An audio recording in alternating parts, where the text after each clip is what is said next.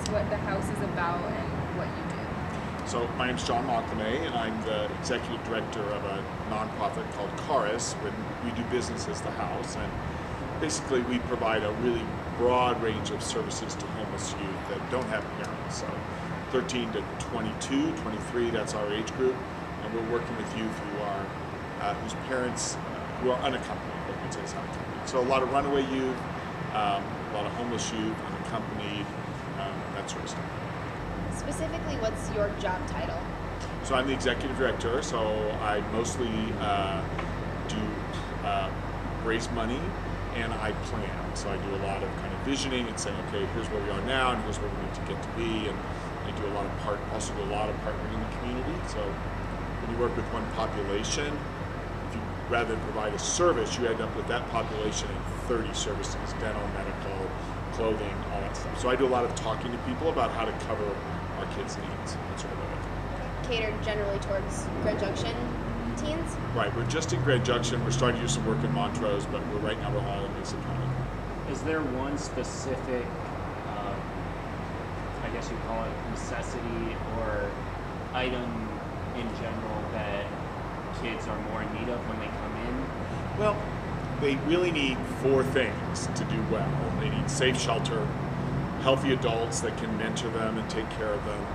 They need mental health and medical health, and then they need opportunities for expansion, either employment or education. So any one of those 4 we call a big 4. So any one of those is a big deal. Once you choose safe housing, then of course you got tons of toilet paper and paper towels and hygiene products, so we're always in need of that. So when we were starting our project and we were kind of like searching you guys, we couldn't find an address, like that's when we found your number and we called. So it was hard for us, but how do you get the word out for homeless teens? A lot of people ask us that. Well, if you're hiding, how do they find you? So we have a phone number, and then on June, we'll advertise the number. We'll have posters around in coffee shops. Sometimes there are posters on campus, and you just pull out the tag. It has the guy couch surfing, and it says couch surfing with I've seen it. Four Winds. Right, yeah. Four Winds. And sometimes there's some in the student center. You pull the tab off. We run radio ads, and we work a lot with the school district. So we have 4 people that are out on the street. They're in schools today. They're meeting with kids in coffee shops. They're outreach workers. So we don't wait for them to come to us. We're trying to find them. On average, how many teens do you think you see come through the house every year? So if you think about the house as a full set of programs, we see 228 last year. The house itself, if you think of the house just as the house, the emergency shelter, because we own 5 or 6 separate buildings and programs, that's about 60 or 70 kids that need services. How supportive would you say is the Grand Junction community of homeless teens? Well, I mean, I think that when you're one-on-one and you sit down with somebody and say, hey, I need a job placement, or I need a spot in your medical practice or could you see one kid in therapy? And people are very, very supportive at that level, when it's at that partnership level. The problem, of course, is that at a structural level, it's much more difficult than that. Individuals in the community are pretty supportive. We don't get a lot of government operational funding. So in some ways, people are very supportive within a system that is asking people who are producing good outcomes for children who have been abused to fundraise. So the system, within the system, people are really generous, but the system itself is broken. I know you touched on toilet paper, paper towels, hygiene products. Is there anything else that donation-wise is good for you to get? We do a lot of feeding, you can imagine. Yeah. Lots of feeding.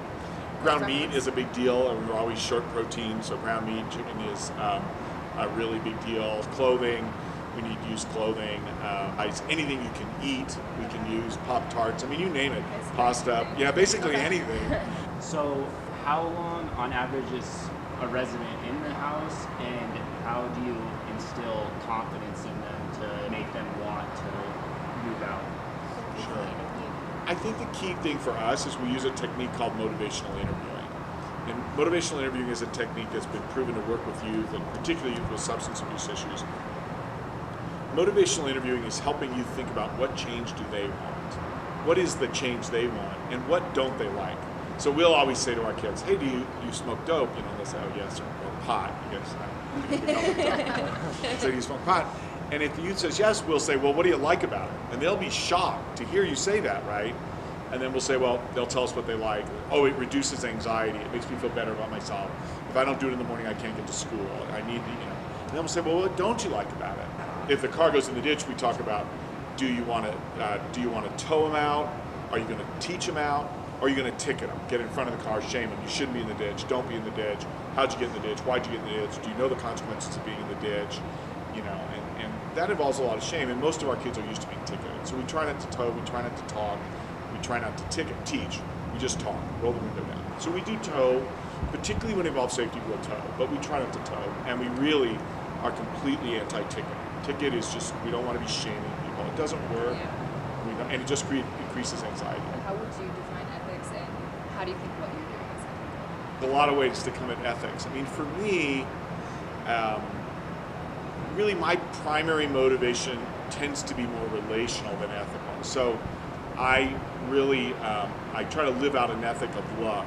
And so for me, what is ethical is what is loving. And what is loving is, in generally, what is good for the whole, and what invites human growth, and what invites safety and health. And what is unethical is what works against that. Now, and of course, there are problems there, of course, of, well, what if it's good for the individual and bad for the whole, and all those complications. But in general, I think love can be trusted. So last night we had three kids come into town. The one woman is pregnant. We were full. We couldn't verify her age, so the other shelter wouldn't take her. So she's stuck with two guys in the middle of nowhere. We don't want to put those kids in hotel rooms. We're putting our entire reputation at risk. If they destroy the room, we're done. And then what I remember saying is, look, love believes people, so we put them in a hotel room. What I like about what we're doing is A, that it's loving, and B, it's kind of a way of looking at the world that accepts that the most determinant factor about the quality of your life today will be where you were born. For us, and I guess any general person, what can we do in our everyday lives to help people? I think the most fundamental thing is, if you think about like how wide the opportunity of your world is. I mean, look at the amount of information that's on your phone, the sporting activities. Your whole lives are in front of you, and you have more opportunity than most people will ever have. What you will eat will be better. What you will see will be better. You have so much opportunity. So what we would say to you is, look, everybody's got a cause. Everybody's got it. Is it going to be domestic violence? Is it going to be poverty? Is it going to be global warming? What's it going to be?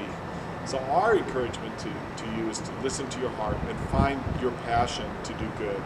And even if your passion is to make a lot of money and burn up a bunch of carbon, and in that, can you find something that you can contribute to that's positive? Okay, if somebody came to us at your age and said, I want to do all I can for homeless youth, this is where I'm committed, the impact that they would have over a 20-year period would be breathless.